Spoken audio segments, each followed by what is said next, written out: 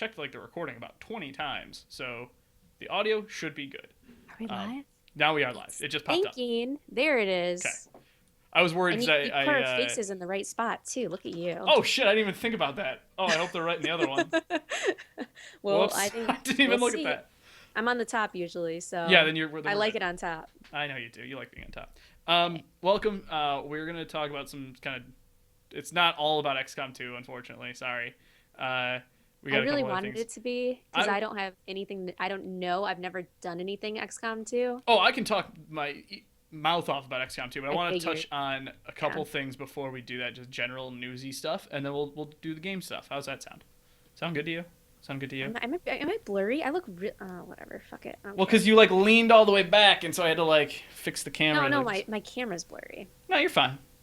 You're always that blurry. Like in real life, That's rude. you appear blurry. You're actually getting blurrier now that I'm watching the screen.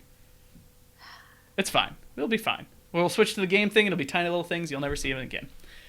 So this last week, in fact, the last couple days, we've had a couple major studio and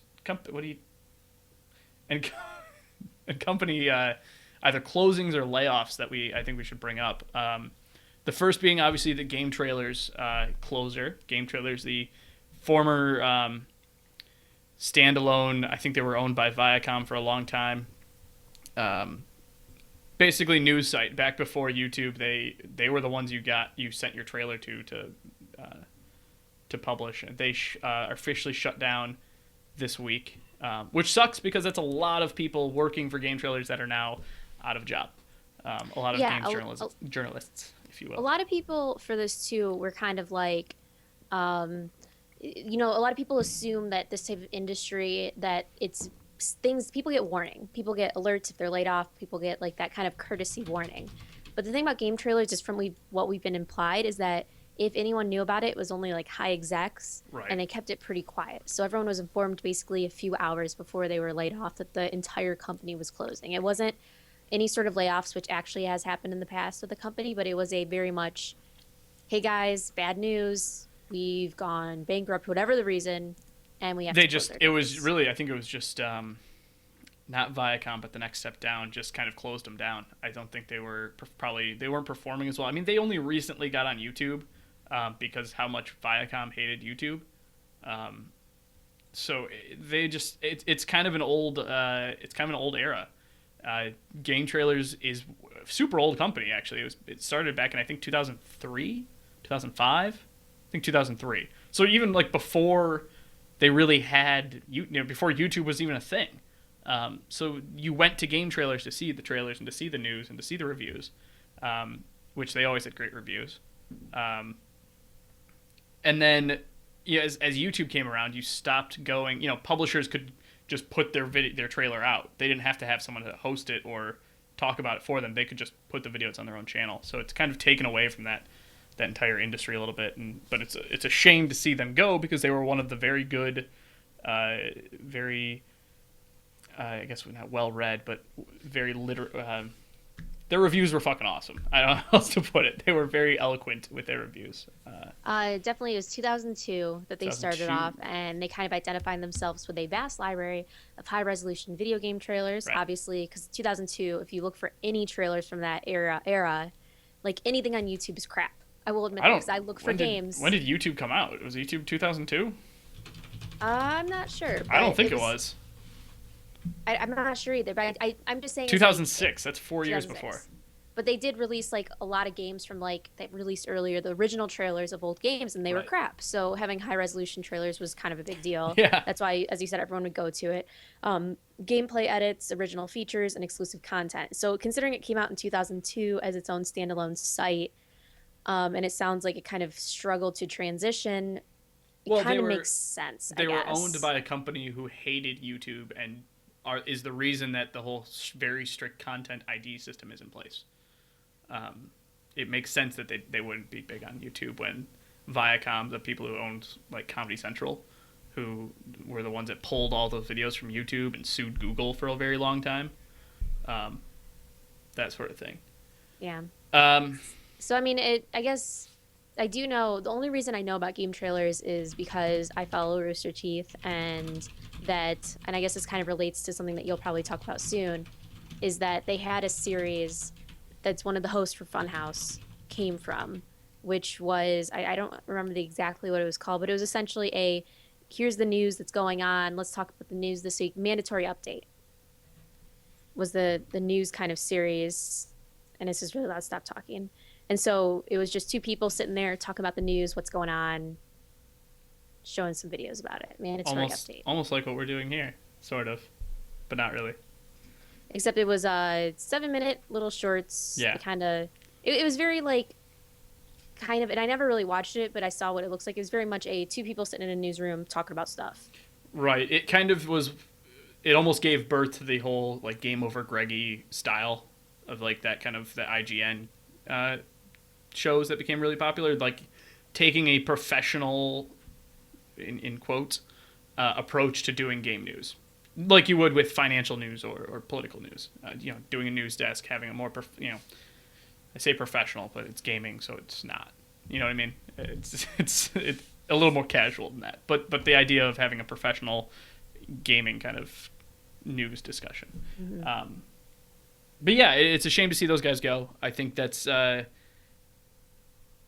of I think what we're gonna see as the little guy becomes bigger, and YouTube and people like us who are doing these kind of grassroots channels become a little bit bigger. It's going to take away, in my mind, it's going to take away from the massive outlets, especially ones that are having trouble transitioning, like game trailers did. But it's a shame. Yeah, and it's. I mean, our industry too is very strange as well. There's very limited types of resources. I mean, you have like IGN, GameSpot. The competitors are very, very, like the big players are very, very big because Yeah. they've been around forever. It's very difficult to get your start like we're trying to do because of how big the big brother is. Right. And it's a very I don't know. It's, I guess as you said, we were talking about it. It's kind of sad being in the industry to see something like this happen because it was very sudden. But it kind of is the reality is that a lot of things are based on performance, and if things aren't performing, it doesn't matter what it is. And news is very difficult to get good performance. I mean, consistent performance for watching news really doesn't really. I'm sorry, I got distracted by chat because someone said IGN was Funhouse. Whatever. But it is news. Gaming news is really difficult to have a professional front. It's always about humor. It's always about entertainment. It's always about either you have opinions or you have facts, and it's a very strange industry. So that's why I think a lot of the little guys stay little, and a lot of the big guys are usually ones that have been doing this before YouTube, before video news, and just have those relationships so they can get those exclusive news releases. Like GameSpot and IGN, 90% of the time have exclusive interviews, exclusive trailers, exclusive whatever. Mm-hmm. And that keeps them going because they know, they're like, well, we have these exclusives, people are coming to us. Right. And this is an age when exclusives were really exclusives. Anyways, that's game So trailers. that was one. Yeah, that's one. I want to knock these out really quick because I want to talk about Xcom too. Second is the easier one to talk about, Mad Catz, the peripheral developer, the company that always made the Player 2 controllers, like the weird shaped ones that you always gave to the guests. Is that why they were called Player 2 controllers? That's what I always called them. Like Yeah. the ridiculous controllers, like the tiny ones, are the ones that remapped all the buttons to weird spots. So you're like holding like a jar as an Xbox controller. I don't know. They announced that they're laying off roughly a third of their peripherals division, their gaming peripherals division, mainly due to the dip in third-party hardware as well as Rock Band 4. They were the lead producers of the physical instruments in Rock Band 4, and while sales indicate that Rock Band 4 did pretty well, because it's a high margin product, you have to produce a lot. You have to produce these peripherals rather than like printing a disc. When the physical copies didn't sell as well to people who already had the instruments, for example, who only bought the digital version, that meant there's a lot of inventory left on shelves, and as a result, a huge cost to Mad Catz. So another unfortunate kind of layoff, but one of more business reasons. I think, again, Mad Catz is kind of on its way out in general. I haven't purchased or looked at a Mad Catz piece of friggin' hardware in years, so not too worried about that one. But that's Mad Catz. I have to bring it up because it's another gaming thing. The third one is the bigger one, is Motiga, the developers of Gigantic, which I covered in a glitch pitch last week, a brief one. This is the cross-platform MOBA with Xbox One and PC, free-to-play. This was supposed to release in December. They got pushed to 2016. They laid people off. They laid 16 people off in December because to sustain themselves. And then they announced, I guess it was yesterday. Must have been yesterday. That they are they're instituting widespread temporary layoffs for most of the company while they're in discussions with outside investors, which means they've run out of money. They're in talks for more money, but until they go through, they can't pay anybody, and development has to stop. So at the moment, Gigantic is totally on hold. And I mean, I guess we could kind of talk about your opinions because I haven't really picked up Gigantic yet, or your headaches either way. I have multiple codes for that beta. I do too. A handful. I mean, one of the things that was really, I mean, it makes sense, first off, is that it makes sense that when they ended up having to delay the game, as a small company, you only budget a certain amount of money. Right. So delaying the game results in having to find creative ways to fix your budget. One of those is laying off people who may not be necessary, having other people kind of step in, take on multiple roles. Right. But then, I mean, they clearly were unable to really do much. I'm sure it was one of those things where they knew eventually, without the investors, they were going to have issues. They wouldn't have been able to finish the game. I think a part of the issue, and I'm comparing this to other free-to-play games that have been in beta like this, like Brawlhalla, for example, another free-to-play game that has basically the same business model as Gigantic. It's free-to-play. There's a rotation of heroes, even say League of Legends, to an extent. You don't have to spend a dime of your own money unless you want extra stuff. That's basically what Gigantic's business model is, but at this... Unless you have a game running, it's not sustainable. Right, but they do. They have... The game is but even Brawlhalla, for example, had a beta that you could buy into. In that you purchase your Founders Pack, and you can have all of the heroes unlocked always. Things like that that can generate even a small percentage of revenue before the game and microtransactions really are fully implemented. Does Gigantic have that? No. Right. that was basically the whole thing. You know, honestly, Brawlhalla feels like it's open. I don't know what they're going to do to kind of recognize. Maybe they're waiting for a few other things before they go full open.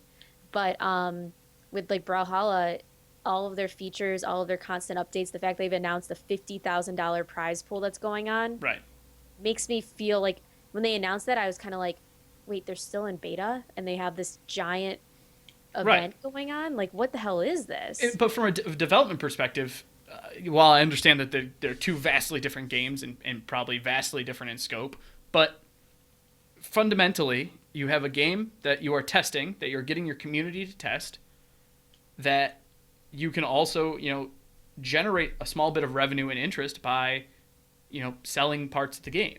I think they totally should have. Yeah. I totally am on board with that. Is that I was kind of sitting there like, I don't think Gigantic feels very, like Brawlhalla, even when they had it, they kind of introduced like, okay, so here's the closed beta. You can spend money on these very cosmetic stuff. You don't have to. Mm-hmm. And then they introduced this model of basically buy the game for $25. The game is worth $25. If you want to invest in all of the legends, it's a $25 game, which is very reasonable because you sit there, you're like, oh, all legends forever? Sure. Hell yeah, I'll do that. I'm totally willing to do that for a free-to-play game. They have the model down very successfully. It's a good model. They know what they're doing. Right.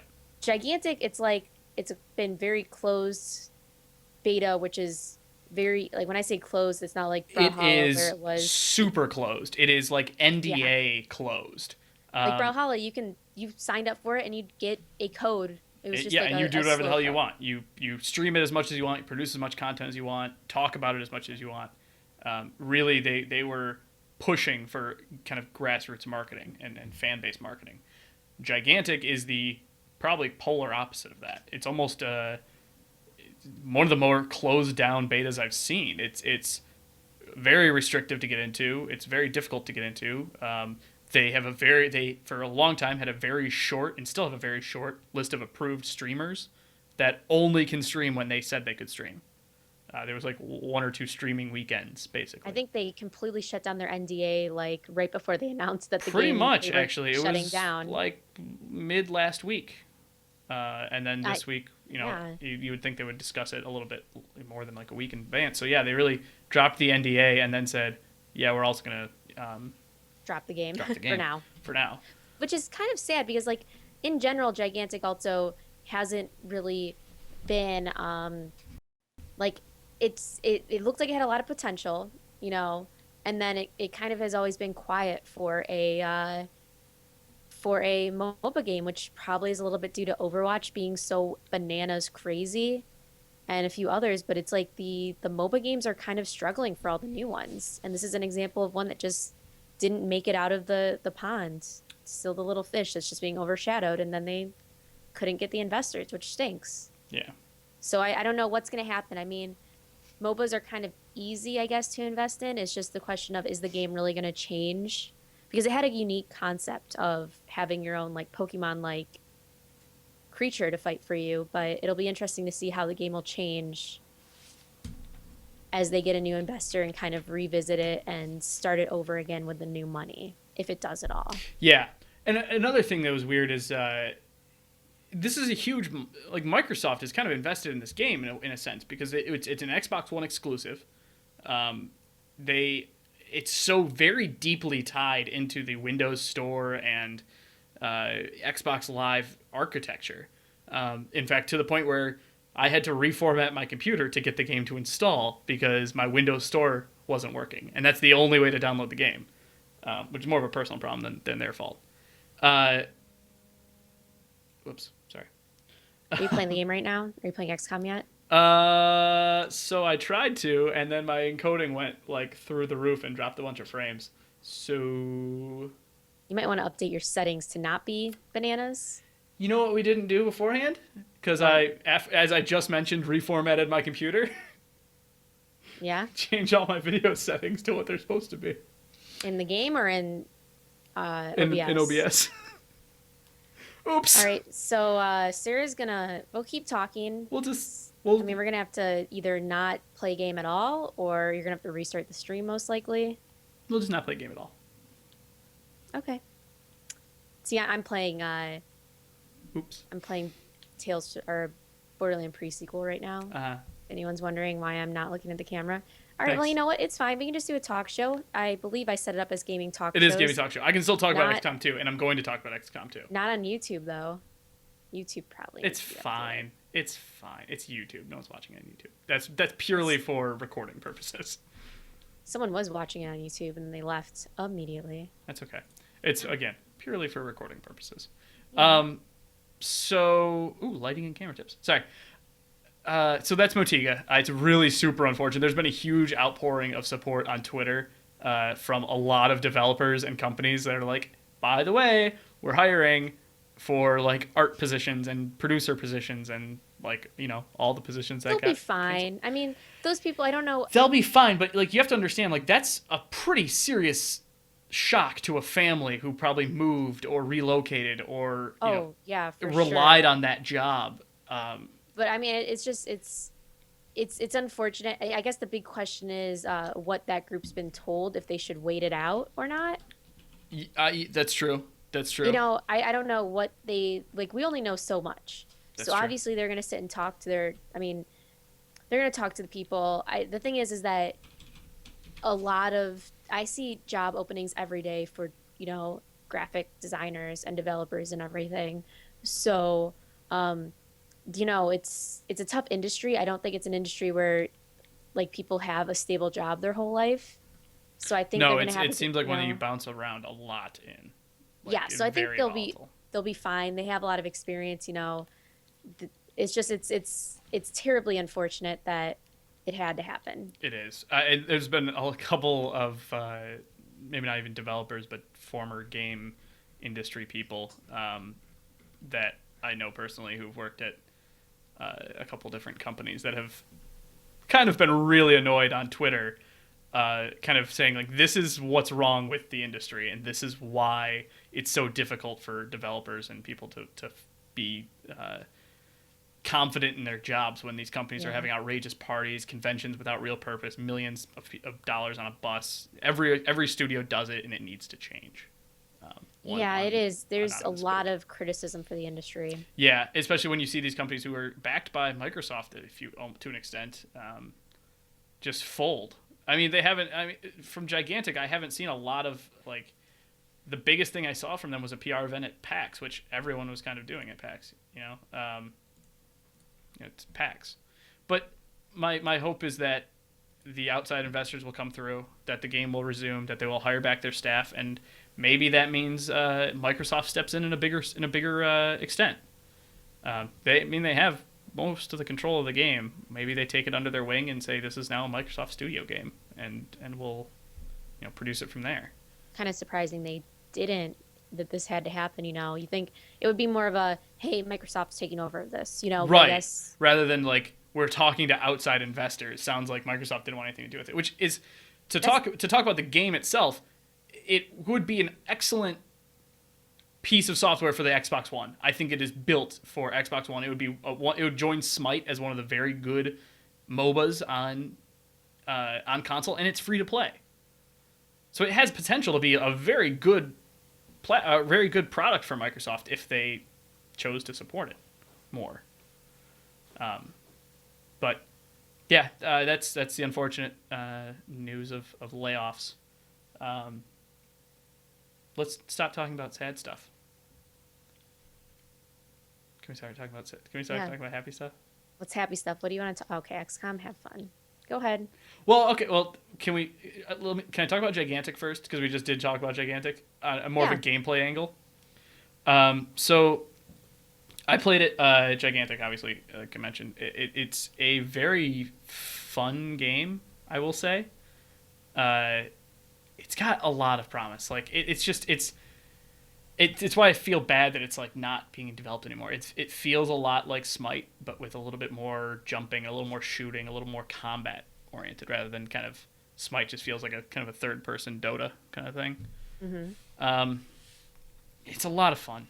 It's really a lot of fun. It's you can definitely see that it's still in development. It's got some bugs, but the gameplay is smooth and it feels good. I feel like it'd be a very good platform for console, especially. It's not huge team focused. You can kind of go solo a lot.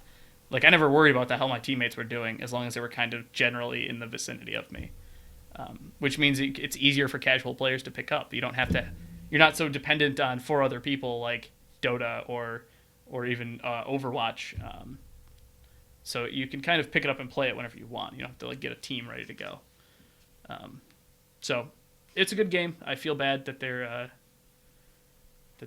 development is paused on it, but oh well. Well, I mean,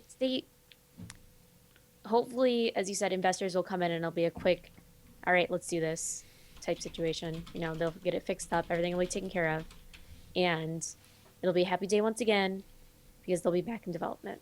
Right. True dat, homie. True dat. Story. So before we talk about XCOM, what have you been playing? Oh, I've been playing a lot of games lately. Well, And let's by a lot talk of about games- you for a little bit. Talk about me. Okay. Let's talk about you. I'm gonna do a glitch pitch probably on this, but I played Kona. Tell me Which about is- Kona. Do you know anything about Kona or no? Tell me about Kona for the audience. Okay. I don't know. I was just curious about. Tell okay. me about Kona for the audience. So Kona it's coming out. I think there's a closed beta, and essentially their beta. It's a narrative game. It's a narrative-driven exploration game that doesn't really have any sort of like high tension stuff. It's all trying to figure out what's going on in this sleepy town in I think it's Canada. Did you Yeah, know? it's Canada. Did you know that Kona is the Portuguese vernacular for vagina? Did you just Google? Yeah, because I can't find Kona. Is it with a K or a C? It's a Kona, but the O has a weird symbol above it. Okay, continue. Just look at it's I found it. konagame.com. So basically, it's in the sleepy town of I think Quebec, and you are hired. It's in the Quebec. 70s, Quebec. You are hired as a detective by this rich English businessman who's basically his place has been ransacked, and he thinks it's from the native tribe. And lo and behold, he's mining in the area. Can someone say what's that game with the butterfly effect? Until Butterfly Dawn? effect? Can someone say Until Dawn? I don't know. I Um, never played that but game. basically, it's the indigenous people. What did you say? Indigestion. I realized Indigestion my brain people? was going a certain way, and I just had to keep talking.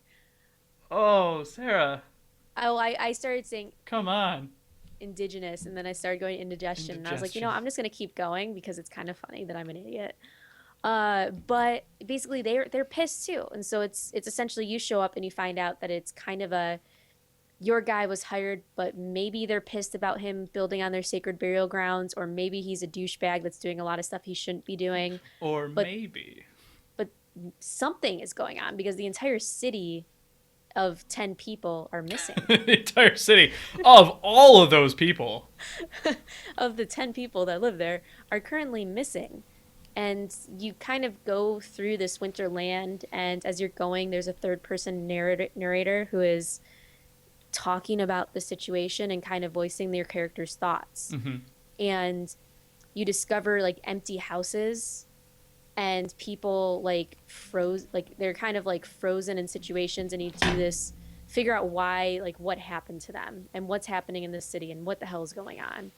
And so Kona Day One is the demo, which is essentially the first chapter of this game that has been released, and I got a chance to play that, and I gotta say it's very strange. Is I like it very because it's a strange casual how. game, but it's one of those games where you kind of look around and they don't really have guidance of where to go or what to find, and you you're in first person, so it's kind of like a little bit of it's like a little nauseating because A it's little a little motion jarring. sicknessy. Yeah, I get motion sickness easy until I have dawn. another game I can talk about that's very motion sicknessy. Okay, yeah, and it's just it's very interesting. I'm gonna do a glitch pitch on it just because I received it as a demo copy because I thought maybe it was a horror game, and it's more of a suspense detective 1970s detective game. Ooh. Find the pieces of the puzzle. Like as you explore, you kind of have to step in these people's shoes and see what happened and kind of create your own story because it seems like it's very subtle in how it guides you. So you're really sitting there and kind of trying to figure out what exactly happened. I see. I see. So, it's not always my cup of tea to do these casual games, but I don't hate them. It's just one of those games where you have to be very like driven by the suspense and not so much by like, oh my God, I'm about to get killed by this mass murderer Right. type game. So, it's interesting. I played that a little bit. I've been playing Borderlands, the pre-sequel. Mm-hmm. Um, I think those are the two games I've really been playing. Cool. Another What have you motion been playing? sicknessy game, Yeah. The Witness. Oh, okay. Well, you wanted to talk about that. So, my fiance and I have been playing The Witness on stream, which I know that nobody has watched because I looked at the stats. That game, first off, if you don't know what The Witness is, it's the guy who made Braid. Right? Yeah, Braid. Oh yeah, Braid. I keep fun want to call game. it Baird for some Have you ever reason. played Braid? No, I played like 10 minutes of Braid. Oh, you didn't even get into it. No, I just played like the first bit of it and didn't have the energy to keep playing. It was in a time when I was playing like 90 games at a time. It's a really fun game. Also, one of those puzzle, subtle kind of guiding games. So All right, the go ahead. the Witness is basically like draw the line in the maze. Uh-huh. That's the entire game. And then how you do it changes like every 20 minutes. It's one of the most frustrating puzzle How you do it games. changes every 20 minutes. I don't know how to explain it. It's Does very it change the story? No, like the puzzles get harder as the game goes on, but in a way that like there's no instruction, there's no commentary, there's no tutorial. You walk up to the first puzzle and you have a circle and a line and you go, "Oh, that's how I open that." And then there's a more complicated one. And there's a more complicated one. And then they teach you a new concept by doing it very simply and then make you do it again and then build on it and build on it and build on it. In all of these areas build upon each other to kind of, like now you're separating things, now you're making shapes, now you have two lines going the same way. um, it's it's very good. It's a very good game. It's a very challenging game. It's the only game that I have actually have like graph paper with mazes traced out on it because it's hard to do with two people as it is. So, I mean, is it? I haven't watched anything on it. I know a lot of people are talking about The Witness. It kind of came out of nowhere. Is it kind of like, I guess, like Fez or something, where you have an open world that you're also Yeah, exploring that initiates these it types is of exactly like puzzles? Fez, where there is no guidance on what puzzle you should do first, except the fact that you haven't learned concepts yet. And you can walk away from things like you kind of step in Yeah. and be like, "Oh, it's a puzzle," and then you're like, "Oh, There's one it's a that we really hard got puzzle." to like at the end of the stream the other night that we were both just so frustrated we were frustrated at each other is how mad we would get at this game. Um, that like I've been drawing out like this is one puzzle that I've been trying to figure out since like Sunday or Monday. Um, it sticks with you. It's really hard to talk about. I mean, like there's not that as I can tell, there's not like a whole story. At least I haven't figured one out. It's kind of got that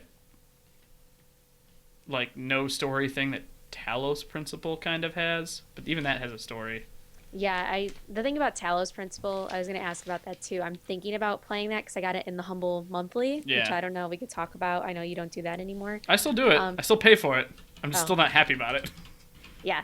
I guess I'm not happy too about next month's big game being Arc. So I already we'll see have. if Do you I already do it. have Arc? Yeah. I already have Arc too. So Um, we'll have free copies of Arc to give out.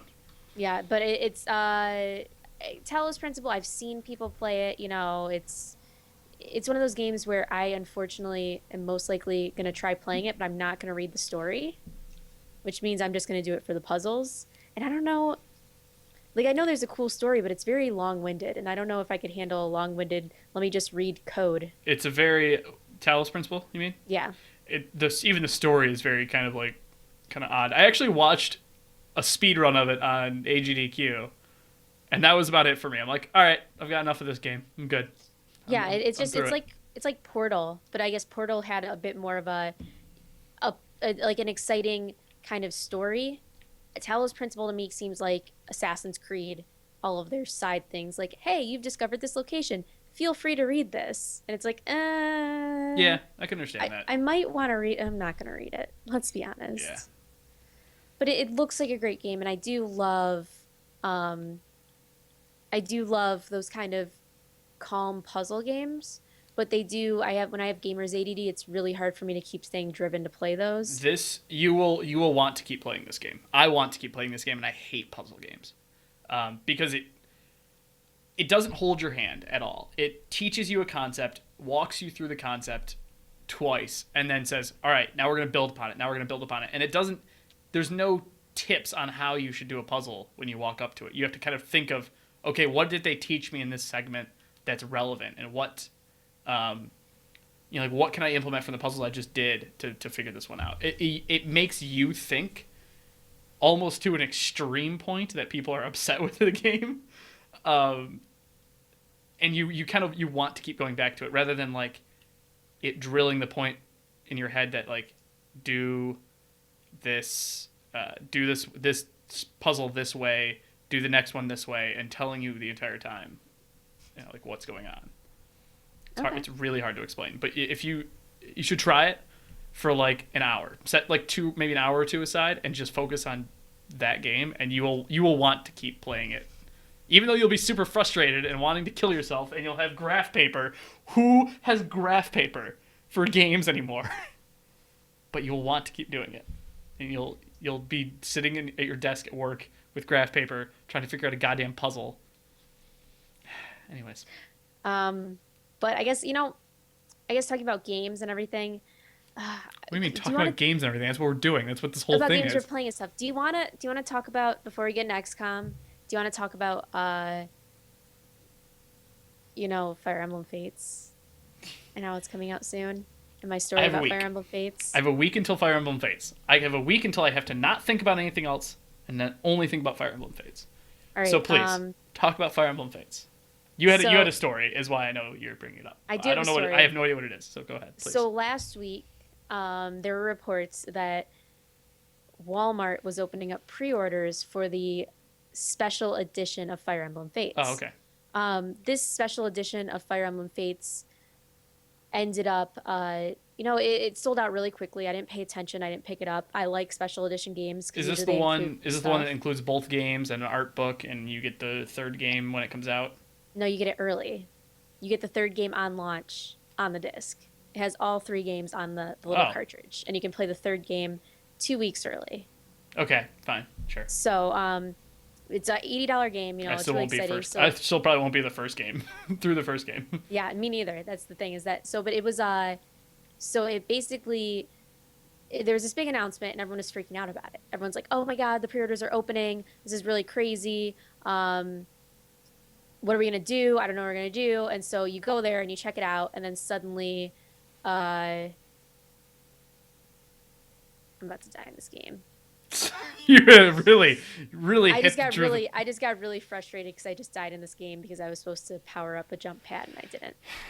Because you really left a hard pregnant pause on that whole suspense story. So basically, I started about like 1:00 in the afternoon. I started going on the pre-orders. You go to through the pre-orders, you put in your address, and it says this game is not able to ship to your address. Like just the zip code, and I'm like, that's crazy. Okay. I go looking on the Reddit, and everyone's like, oh yeah, that's just a glitch. Keep trying and start calling customer service. So people are saying, skip that, call customer service. It's because the game keeps selling out.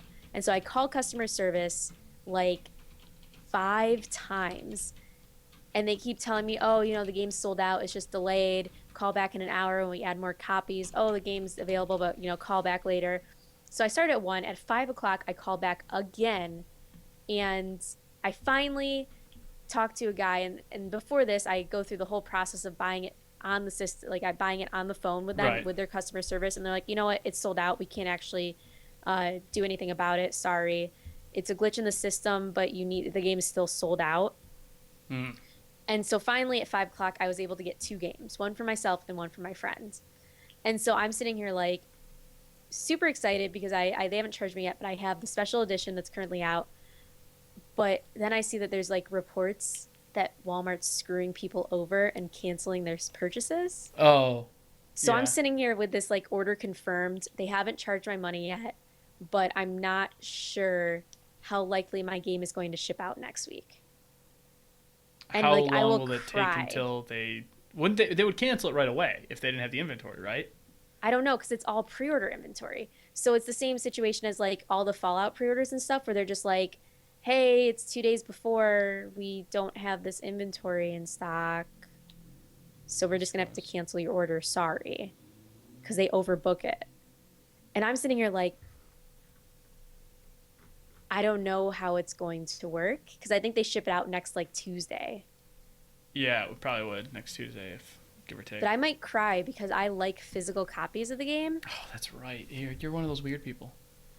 But it's only specific games. Like 3DS games, I want physical copies for everything. Why? Well, you saw what happened to Michael Jones, right? No. All of his save data got corrupt because his SD card froze on his 3DS, and it was just all of his SD card stuff. But your save data is still going to be on your SD card. True, but then the game stuff gets corrupt too, and you have to Just re-download all of the it. game. Yeah, but that takes too long. I want to have my disc. I like the art book. I like having the actual Here's the thing. case. I like having a wall of everything. Here's why I don't like the physical ones. Because I'm sorry for that really long-winded, terrible story of my life and Fire Emblem Fates. Thank you guys for listening. No, that's fine. I agree with your story. I don't agree with the physical media, and I've told you why. My DS is not meant to like carry around like a cartridge. I don't want to carry around 40 things when I travel with my DS. Well, I I have only play ADD as one bad game at as a it time. is. I can barely play like I can barely focus on one game at a time. I have like 4 games installed on my DS that I play like in rotation. So being able to do that without switching cartridges out is amazing. In fact, I'm not even sure why I bought physical cartridges to begin with. For my fiance's DS, she doesn't have any physical games. It's all just downloaded right to her console. I got her a 32 gig SD card, and that's it. So I'll just be buying it digitally day of. But I can understand wanting the special edition. I can. And here, yeah, the special edition is also one thing too, but I guess it also is identifying the state of pre-orders. That's a huge issue as well, is that they suddenly they oversell. It's like anything, overselling tickets, overselling pre-orders, overselling everything so that they can get the numbers up, they can get the money, but then canceling at the last second. And that's a big issue too. I'm not sure how big of an issue it is with like DS games per se, but it is an industry issue that you're kind of, you know, you're getting screwed out and it's not the best way to pre-order things. But with this, it's like I don't have a choice. The only way to get a cartridge and to get something of a physical copy of the third game is to pre-order this special edition that is no longer available anywhere. I guess, yeah, I can understand that. So, oh my god, I just lost my shield. I'm in a boss fight right now. I Okay. apologize. Anyway, so that's my story of pre-order games. Let's talk about games that actually did release, such as XCOM XCOM. 2! Oh god, I've been waiting to talk about this for so long. I fucking love XCOM 2. I absolutely love this game. I've never played, watched, Oh, really. I've heard of XCOM, but I don't know anything about it. So this is your party. I love strategy games. I love strategy, turn-based strategy games. I love Fire Emblem. XCOM's turn-based love- strategy, Yes. What do you think it was? real-time strategy. No, it's turn-based strategy. It's No, very. I think I read about that when the first one came out It's yeah. in It's 2011. yes. It's super turn-based strategy. Well, it's not the first one. It's not start there, but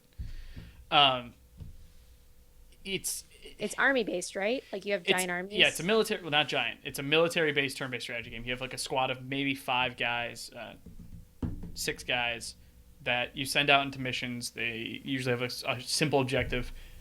Defend this point, capture this guy, destroy this VIP, kill all the monsters, whatever. It is. XCOM 2 is everything XCOM 1 had. The complexity, the difficulty, the unforgiving AI, times like 4. The complexity is notched up a bit. Everything is the research and it's hard to comprehend without having a basis of like XCOM 1 what XCOM 2 is. Or What not would you compare it to, game-wise? Fire Emblem, like a sciencey military Fire Emblem, or You are a Fire Emblem fan. a huge Fire Emblem fan, or like Advance Wars but with people, or like I wouldn't go like the Civ 5 route. I wouldn't go.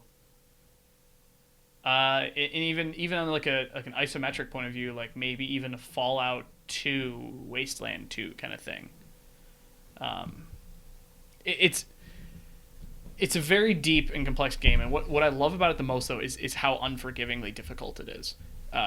You're basically always put in a losing situation. You have 6 guys against 12 or 13 or 14, and you have to move very tactically through cover and through an environment that is set up to really trap you in spots where your enemies will always have a perfect shot of cover or be able to flank you and destroy you from another side. And when it just like Fire Emblem, this game has permadeath for all of your players, for all of your heroes or your soldiers, to the point where you have to recruit. Like you build a guy up and you level him up and you give him experience and he's doing great, and then all of a sudden he gets caught in a crossfire because he moved forward and the enemies kind of flanked him in a bad way, and now he's dead, and you got to move on without your lieutenant.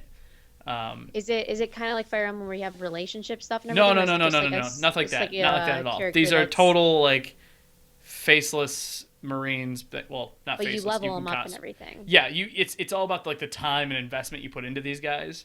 That like when they die, it hurts because you're like, fuck, that guy was like my best sniper, and he just got his shit rocked by some soldier, some alien. That like, all right, shit. Now I got to build up another sniper. Now I got to bring the other sniper that kind of sucks a little bit and like isn't leveled up as much. I gotta start tagging him along. And as you play the game, the longer you play the game, the enemies get more difficult. They advance as well.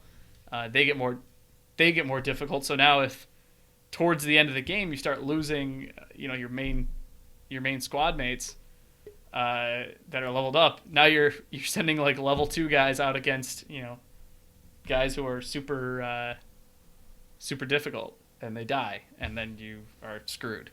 Can you go back and play levels again? No, no, it's always moving forward. You will lose the campaign and be left behind before it gives you any sort of advantage.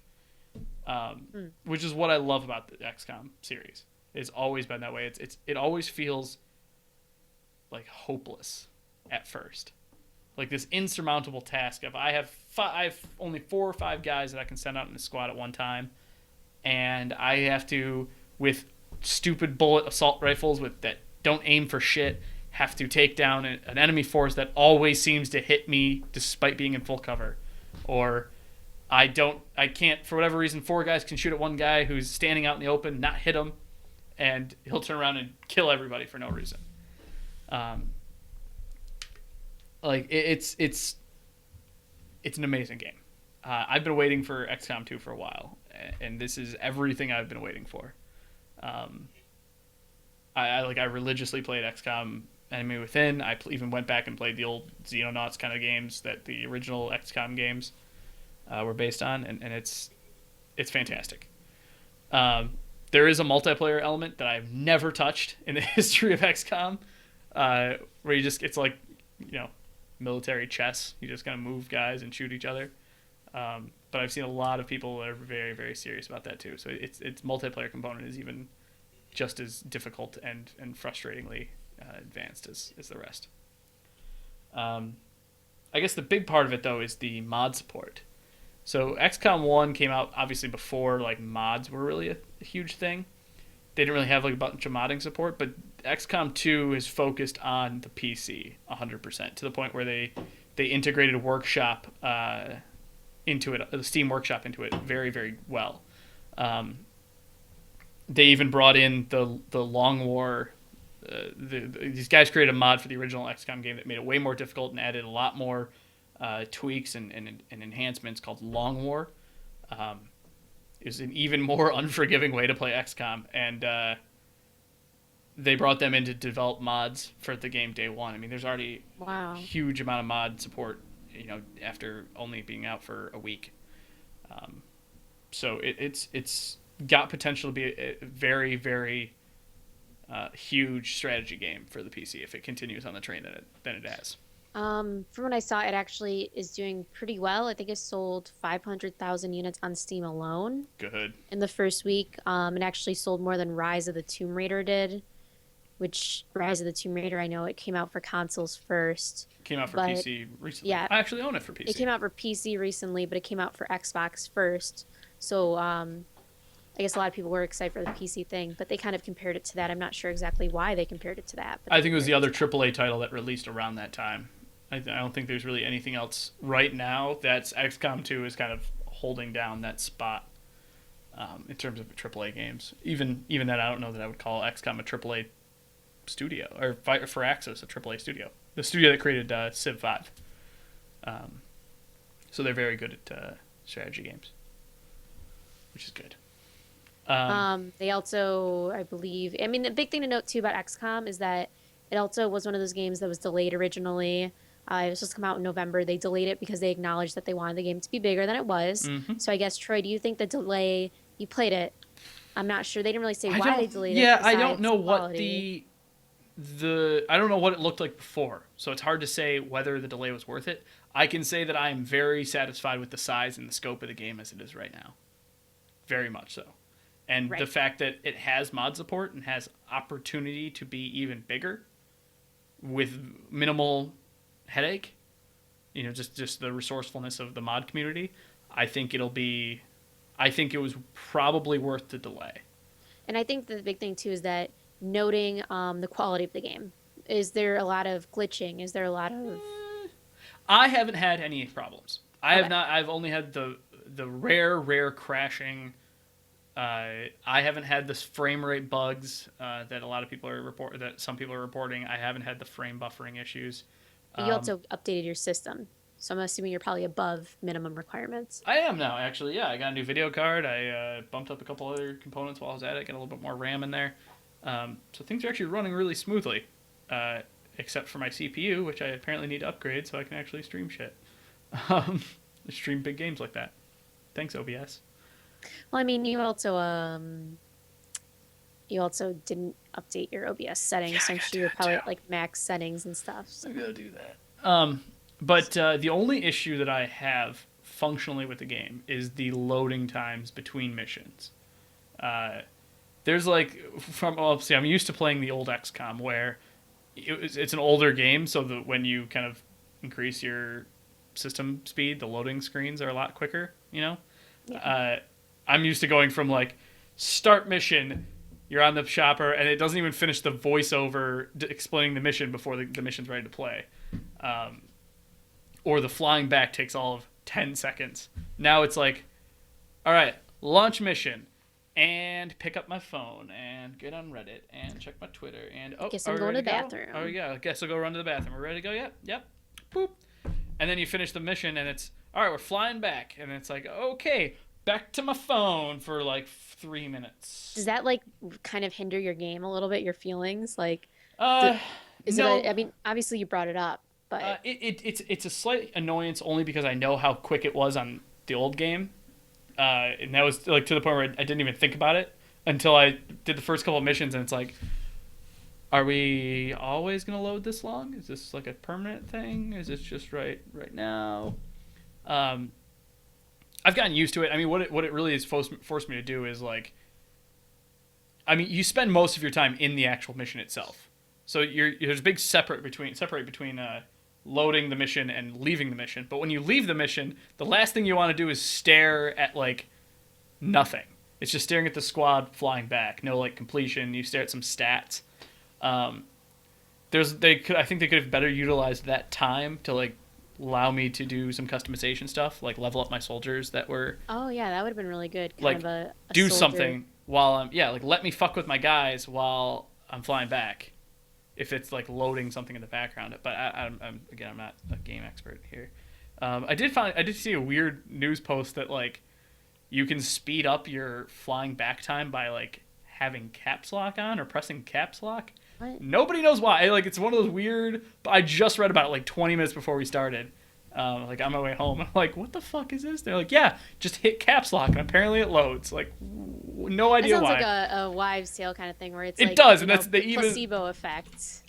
let me let me quote that article a little bit better. I think it was on like Destructoid or something. It wasn't like a random place. It was like a reputable source that like I don't know. I'll look it up real quick. But Okay. that's my only like big gripe with the game. It was on Kotaku. Oh well. Eh. I saw this trick last night on NeoGAF's XCOM 2 PC performance site. So it's actually a NeoGAF thread that got quoted. Let's see if I can't briefly find it real quick. I doubt I can, but yeah, it's just read on the XCOM subreddit. It's even better. It's posted from the XCOM subreddit. You can speed up load times for missions and back to base significantly by pressing caps lock during the loading screen. Sounds weird, but a lot of people says it works. And the rest of the screen is filled with, wow, I just tried it and it totally does work. No one knows why. It's like, yeah, it immediately started, instantly loaded. I'll have to give that I a was shot gonna tonight. say something, but I don't remember what. So, What's that? um, What else you got? what else do I got? What else I got? What are you gonna talk about? Red Dead Redemption. Oh, yeah, we could talk about that. I'm done with NeoGAF. XCOM. Speaking of NeoGAF, NeoGAF, as some of you may or may not know, it is very much a kind of resource where people share kind of tricks that they've discovered, things they've kind of leaks. It is like the main source for leak, essentially, because people just they know where to look for there. And it's one of the things they actually found out earlier or late last week was that Red Dead Redemption was suddenly available on Xbox One backwards compatibility. What was interesting about this is that last month, I was gonna say Nintendo, Microsoft announced that moving forward they weren't going to do like a backwards compatibility release group anymore. They were just Just going to gonna push release stuff out. things as is once they were ready. And Yeah. so when people found this, that there were a few games that suddenly were available, they didn't really question it, despite the fact that the way to get them was a little strange. They kind of were like, oh, cool, maybe these games are available and they just haven't announced it yet. And so Mm-hmm. basically, the way to get these, it was Red Dead Redemption, Left 4 Dead 2, Castlevania Symphony of Sorrows or the Night or whatever it's Yeah. called, um, as well. Oh fuck, as well as there was another one at Tekken something. I don't know what it was, like some dance Tekken thing. And Dance but it Tekken thing. yeah, it was a weird title. Tekken something. I actually have no idea.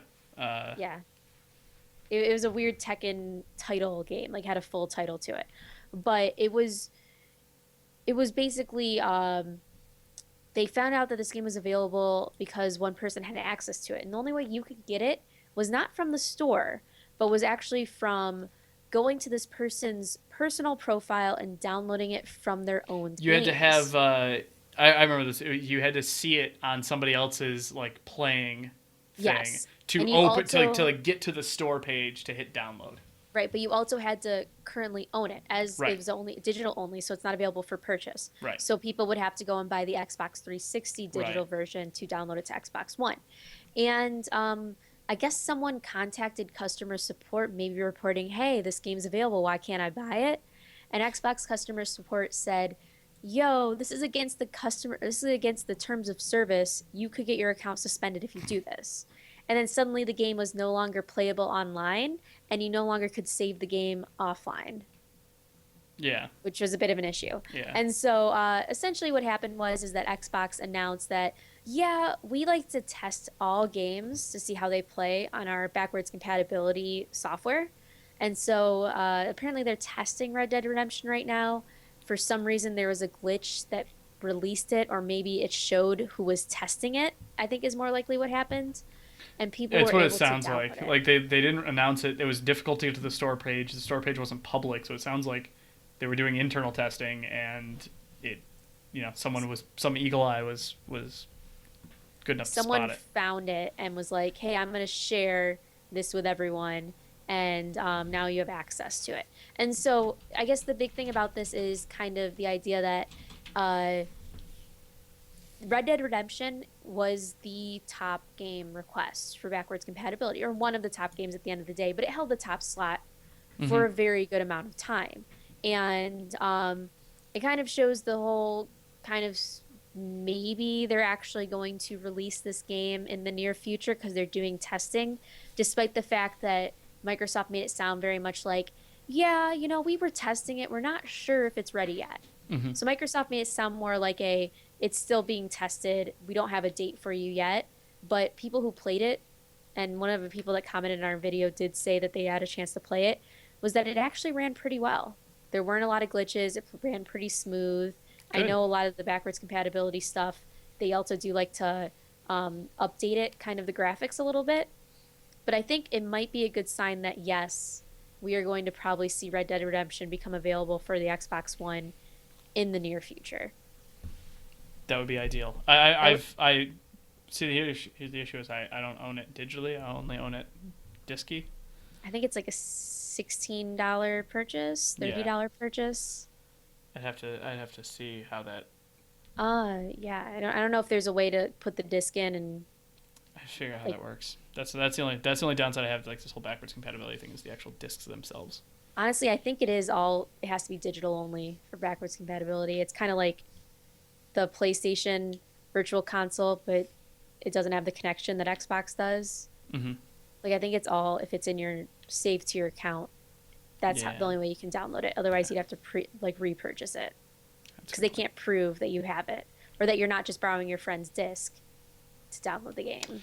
Good point. Good point. Good point. Good Which point. is what I mean, I did that before when I originally owned um, Oblivion and my disc scratched. Mm. I basically downloaded it because you can actually download it to your hard drive with a disc and not have it read like you not Oh have it yeah, yeah, actually yeah. You in the just need to have disc. the disc in there to like verify that you have the game.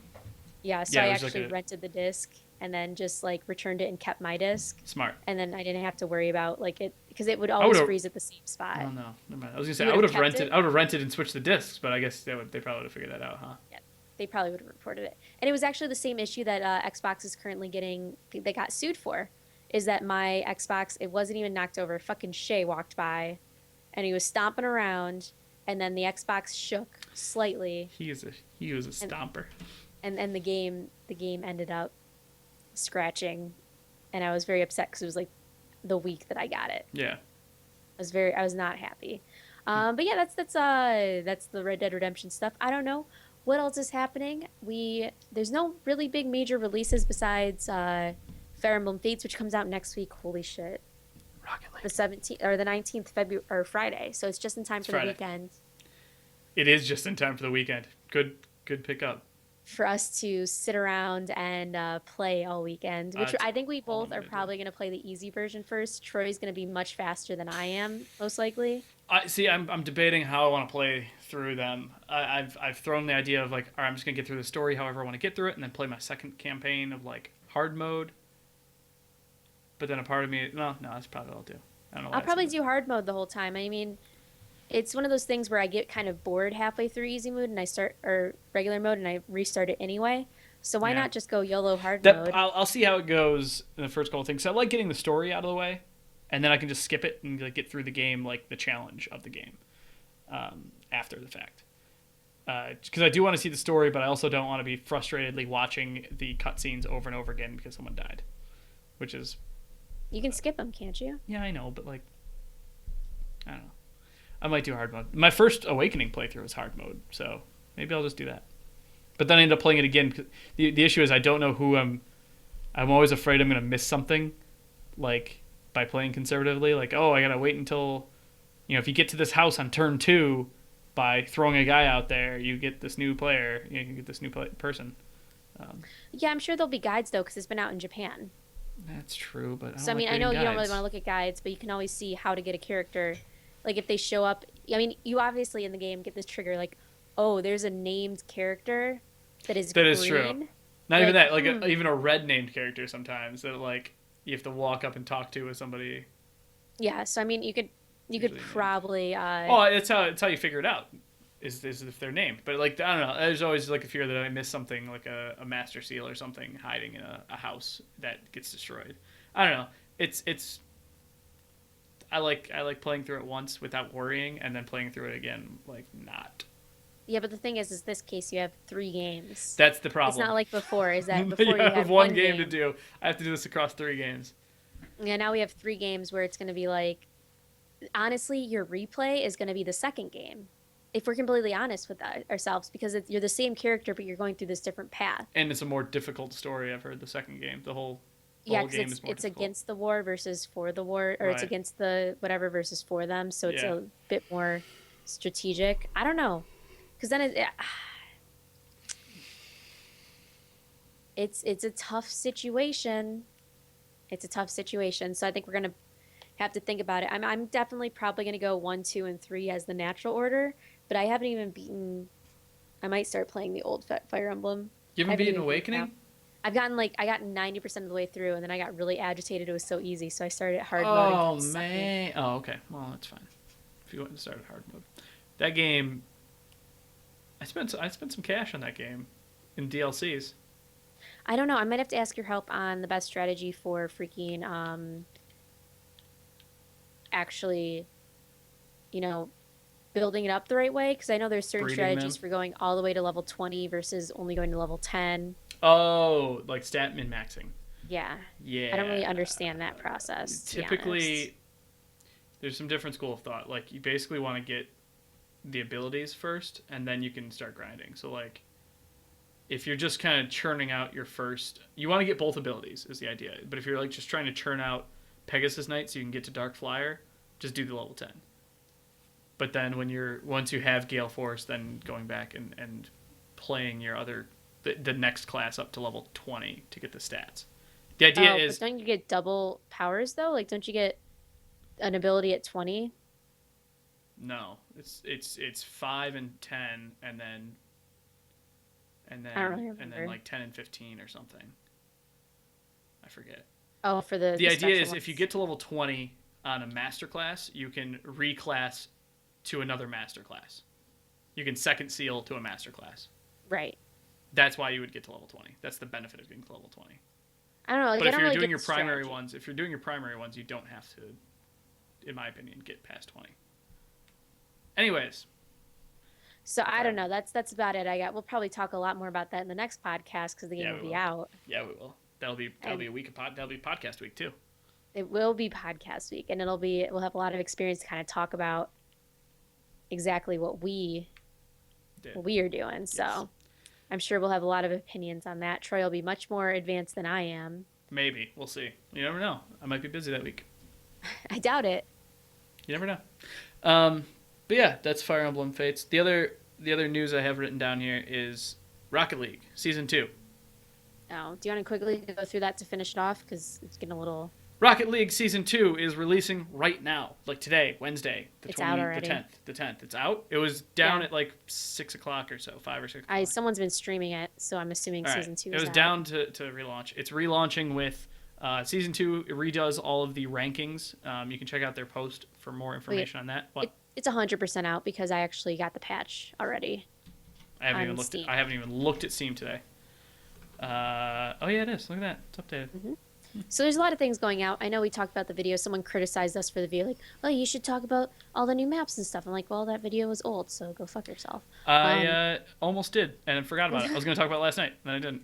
Oops. But yeah, there's a lot going on in the patch 1.11. I'm actually going to link the patch notes in our GlitchFeed Twitch chat, so everyone can look at it and see what's going on. Twitch. I guess I'll also do it on... Oh, I don't have YouTube up anymore. Sorry, YouTube.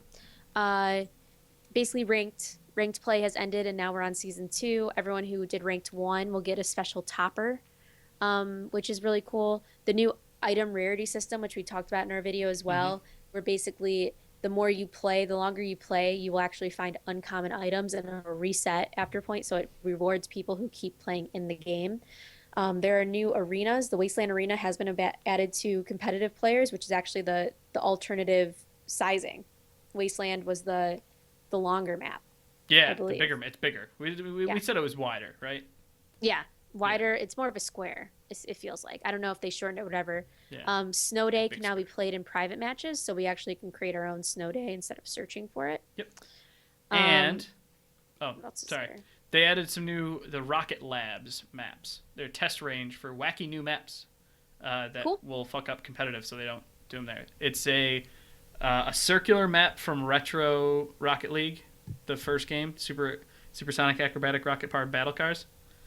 Underpass that has like slopes for crazy aerial play, and double goal, which is a goal on top of a goal. It's like goal with the thing in the middle. So there's like some cool new maps you can do. But yeah. They also have other stuff like, let's see, Russian and Turkish languages have been added to the game. Who gives a shit? But they actually optimized PlayStation a bit more, you know. I guess there were some PlayStation issues. I'm not really sure. Online, they've added a top 100 leaderboards are based on your skill rating. Oh, sweet. I'm going to get on top of that. Placement matches have been implemented for each ranked queue. You play 10 placement games and are then sorted into a skill division based on your performance. So the whole competitive scene has changed a bit. You talked about Rocket Labs, new uncommon item drops we talked about. Ranked Reconnect has been added to the game. Players who lose connection during a competitive will now be given the option to reconnect to their previous game. So if you time out, you can actually join your game again, get back in on it if you're with a team or whatever. That's cool. So there's a lot of other stuff. Bug fixes, that's cool. I guess there's new flags, that's awesome. Only flag that matters, Tonga, the country flag. Dead mouse antenna as well. Destructoid mouse got a topper. flag. Just waiting for that glitch feed flag to show up Yeah, someday. so am I. So I'll keep waiting. I'll keep waiting for it. So otherwise, that's about it. Yeah. Cool stuff. Good luck everyone who wants to do competitive stuff. If not, just know that a lot of your uncommon things are kind of the rares. Uncommon is like the rare now, Mm-hmm. in terms of the drops. So they've actually added that as well. Yeah. But that's about it. Sweet. You got anything else? Anything you want to talk about? No, thanks guys for hanging out as always. Let us know your thoughts on all the cool stuff we're doing. If you guys like seeing glitch pitches, which we've produced a few so far, let us know maybe about what games are coming out. If you want to see like maybe a feature, what was it, glitch feature? Is that what the name we were gonna do, Troy? Yes. Yes, it was. I'm not proud of that name. You could do that for like, hey, XCOM just came out. Let's talk about why you need to buy it. Isn't that what a glitch pitch is? No, glitch pitch is more like preview games that haven't come out yet. Or just came out, but people don't know. I don't know. It's probably the same thing. It sounds like the same thing, but it's okay. Yeah, But I don't really do like. I don't know. No, I'm with you. I see what you're going for. Whatever. You guys like that name? We'll just say, hey, Troy does glitch features. I don't know. I'm just kind of talking out of my ass. So Troy, take us out. Cool. Sorry, I realized I shouldn't hit my desk. Cool. Thanks for joining us on this GlitchFeed podcast. As always, if you're watching this on Twitch, you should follow us on YouTube, youtube.com/GlitchFeed. We produce the Daily Glitch, our daily news video, as well as a couple other features that we're working on, glitch pitch and glitch feature, or whatever. And what the glitch? What the glitch is still around, sort of. It's bouncing around the back of my head. You said you like writing stuff. Write some. I had a little writing dip, but now I'm back, so we're good. Thank you again for watching. Follow us on Twitter @GlitchFeed. Follow us on YouTube. Follow us on Twitch. We'll be back tomorrow with a Daily Glitch, or whenever you're watching this, the next weekday will be a Daily Glitch, and in 2 weeks with another GlitchFeed podcast live. All right. Cool. Thanks, guys. Thank you. Oh, I have to stop streaming.